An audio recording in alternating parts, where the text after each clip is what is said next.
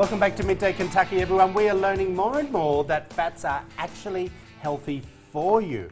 But how do you tell from the good from the bad? Here to tell us more is Dietitian Amanda Nighbert. Welcome back to the show, my friend. Thank you. Thanks for having me. Great to have you here. You've been helping me a lot, and I appreciate it, even though the last 3 days have been bad. Oh no. And I'm going to be bad in the next segment because there's some yummy food over there. Amanda, I'm just telling you. We have got to get just... I think I said it takes an army. It takes an army. Yes. Yes. How are you, darling? Yes, I'm doing well. I'm doing well. All right.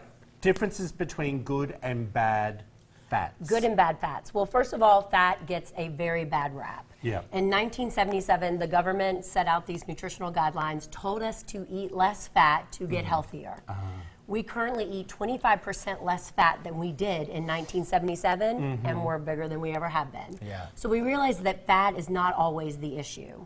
So that's one of the hardest things I have to get across to my clients is, don't fear fat, but let's focus on healthy fats. Can you tell us a little bit more about actual good fats? Yeah, so healthy fats are going to be your monounsaturated fats, your polyunsaturated fats. Yes. That's where people get confused. Polyo, unpoly. Yes, okay. So we've got our great fats for cooking. So most fats have a smoke point. So when you're cooking your fats, you want to have a fat that has a high smoke point. So coconut oil, palm oil, those are great for cooking with. Healthy fats to use in your cold settings are going to be things like olive oil and avocado oil. They have a much lower smoke point, so they tend to oxidize if you use them under high heat.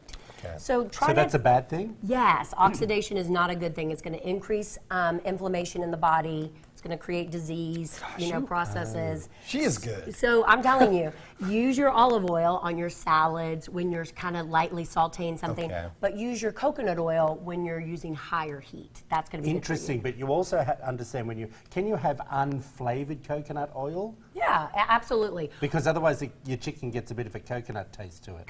Most do not. Most are pretty flavorless. So the unrefined organic is going to be the best. All right.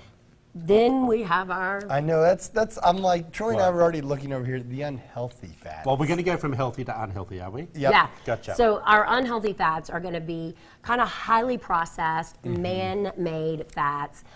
You notice that these are kind of found in nature. Right. These are things that we have to process heavily, especially like our seed oil. So you I really thought that was want to... good for you. I know. You really want to stay away from seed oils.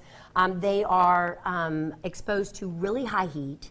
They have to be degummed, they have to be bleached, they have to be deodorized in order for them to be palatable for us to eat. And that just creates tons of damage with regards to free radicals in the body, increased inflammation. These are really bad for you. And manufacturers will do really tricky things, like, for example, with our mayo, they will put olive oil on it, and they think it's going to be good for you. Totally tricks you. But if you look at the back of the ingredients, the first ingredients is soybean oil. So yes, they added a little bit of olive oil, but you also have a seed oil that's going to increase a ton of inflammation. Okay, what's that front one?